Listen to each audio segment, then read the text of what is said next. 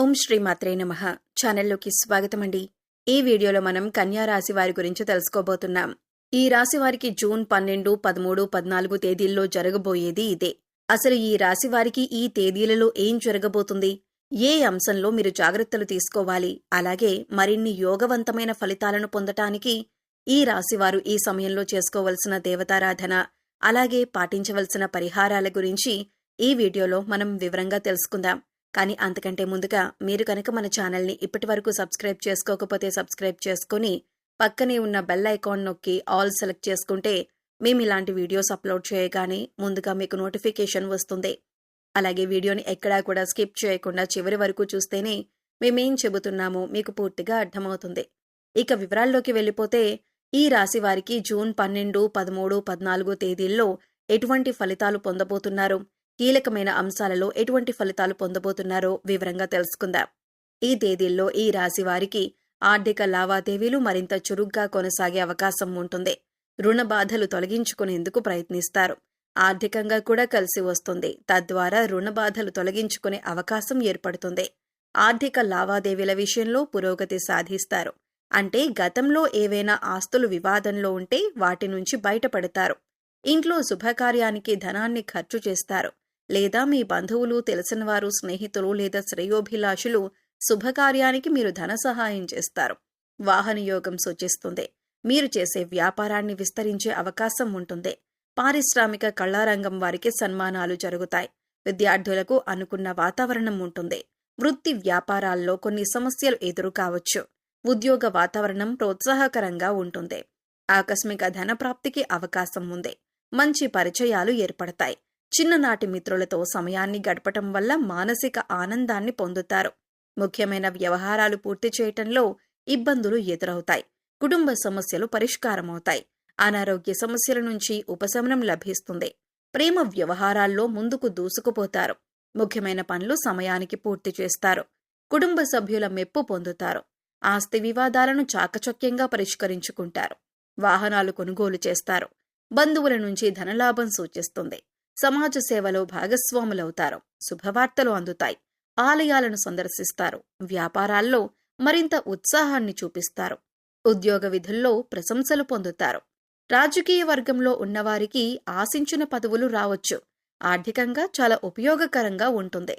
ఎందుకంటే మీరు ఊహించని మూలాల నుంచి డబ్బు పొందుతారు. మీరు వాహనం లేదా ఆస్తి లేదా కొన్ని గృహోపకరణాలను కూడా కొనుగోలు చేయవచ్చు. ఆస్తి లేదా షేర్లలో పెట్టుబడి పెట్టడానికి కూడా బాగుంటుంది. మీరు కుటుంబ సభ్యులతో ఎంతో ఎక్కువ సమయం గడపొచ్చు. కొంతమంది కొత్త స్నేహితులు లేదా సంబంధాలను కలిగి ఉంటారు. మీ తల్లికి మంచి ఆరోగ్యం ఉంటుంది. మంచి సత్సంబంధాలను కలిగి ఉంటారు. వ్యాపారాలు పెరుగుదలకు ఉన్నందున విజయవంతమై ఉంటుంది. కొత్తగా ఉద్యోగం కోసం ప్రయత్నిస్తున్న వారు కమ్యూనికేట్ చేస్తారు. జాగ్రత్తగా ఉండాలి. ఎందుకంటే మీరు కమ్యూనికేషన్స్ లేదా ముఖ్యమైన పేపర్లతో కొంత సమస్యలు ఎదుర్కొంటారు. మీరు ఉన్నతాధికారులతో మాట్లాడేటప్పుడు చాలా జాగ్రత్తగా మాట్లాడాలి. ఎందుకంటే కమ్యూనికేషన్లో ఇబ్బందులు ఎదుర్కొనే అవకాశం ఉంటుంది. మీరు చెప్పాలనుకున్న విషయాన్ని జాగ్రత్తగా ఎదుటివారికి అర్థమయ్యేలా వివరించి చెప్పటం మంచిది. లేదంటే మీరు చిక్కుల్లో పడే అవకాశం ఉంటుంది.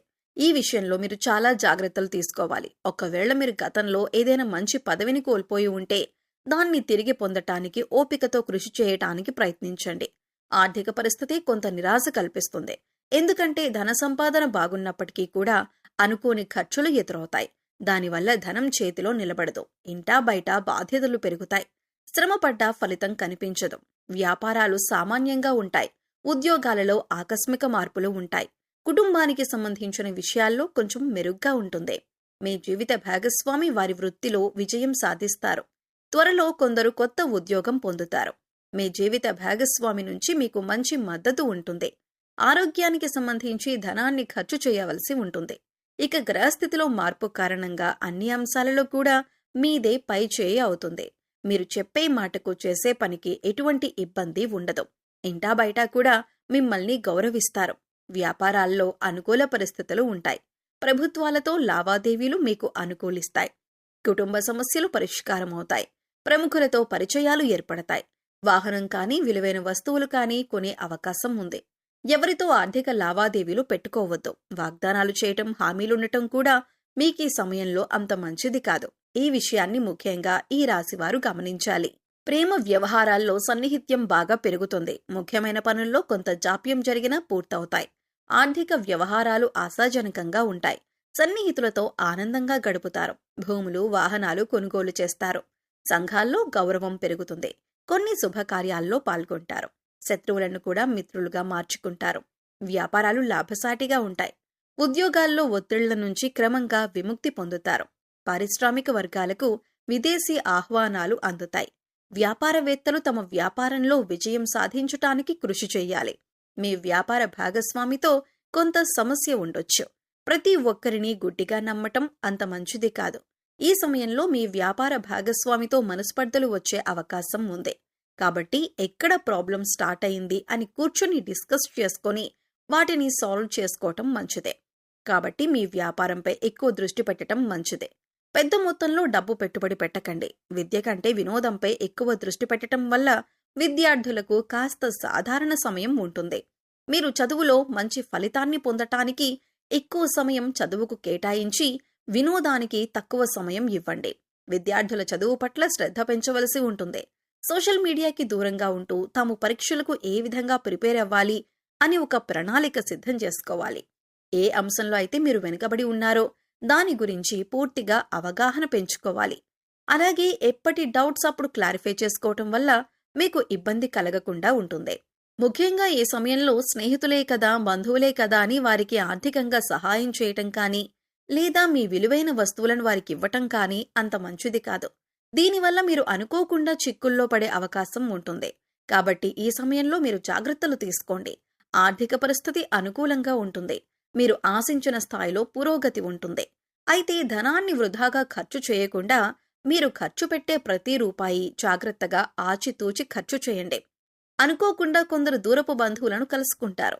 విందు వినోదాల్లో పాల్గొంటారు. కీలకమైన వ్యవహారాలను సంతృప్తికరంగా పూర్తి చేస్తారు.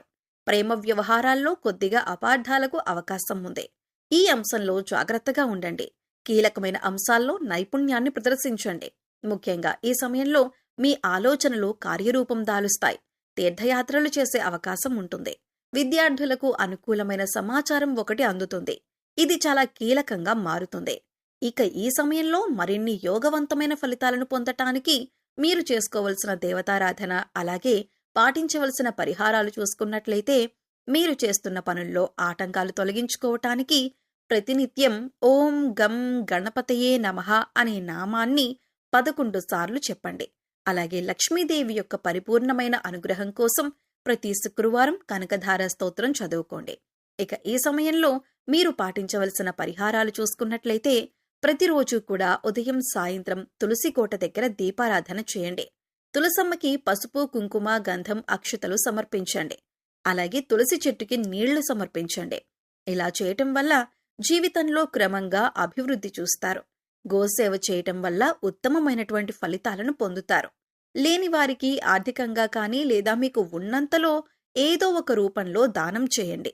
ఇటువంటి పరిహారాలు మిమ్మల్ని కష్టాల నుంచి బయటపడేస్తాయి. అలాగే మీ ఇష్టదైవ నామస్మరణ నిరంతరం చేసుకుంటూ ఉండండి. నిత్యం ఇంట్లో దీపారాధన చేయటం అలవాటు చేసుకోండి. ఇలా చేయటం వల్ల క్రమంగా మీరు అనేక రకాల కష్టాల నుండి, ఇబ్బందుల నుండి బయటపడతారు. సో చూశారు కదండి, కన్యా రాశివారు జూన్ 12, 13, 14 తేదీల్లో ఎటువంటి ఫలితాలు పొందబోతున్నారు, ఏ అంశంలో వీరు జాగ్రత్తలు తీసుకోవాలి, ఎటువంటి కీలకమైన నిర్ణయాలు తీసుకోబోతున్నారు అనే అంశాలతో పాటుగా ఈ సమయంలో మీరు చేసుకోవలసిన దేవతారాధన, అలాగే పాటించవలసిన పరిహారాల గురించి ఈ వీడియోలో మనం వివరంగా తెలుసుకున్నాం కదా. ఈ వీడియో మీకు నచ్చినట్లయితే లైక్ చేయండి. మీ ఫ్రెండ్స్ అండ్ ఫ్యామిలీ మెంబర్స్లో కన్యా రాశి వారు ఉంటే వారితో ఈ వీడియోని షేర్ చేసుకోండి.